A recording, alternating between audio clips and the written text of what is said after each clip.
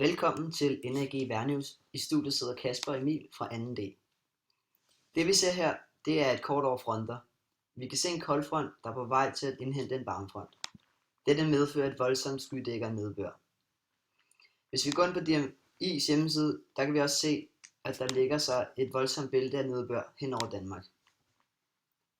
Dette bælte kan vi se bevæge sig væk, altså mod øst. Der ligger så en okkluderet front, som også vil have skydække og regn.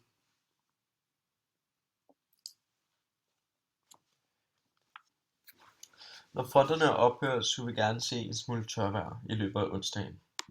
Det kan vi også se på billedet fra DMI, hvor der er et lille hul i regnbæltet. Men så igen ser vi, at der opstår en ny varmfront og en koldfront, der er på vej til at indhente. Hvilket til at starte med vil give varmere temperaturer på grund af varmfronten og eventuelt frontnedbør, som f.eks. dagsregn. Men når varmefronten bliver indhentet af koldfronten, vil vi få en masse nedbør igen. Og det kan vi ligeledes se på DMI's vejrbillede, hvor der igen kommer en masse regn. Generelt ser vi, at vinden bevæger sig nordpå, hvor vinden i lavtrykket bevæger sig mod uret, og i højtrykket med uret. Det kaldes også for en sydvestenvind.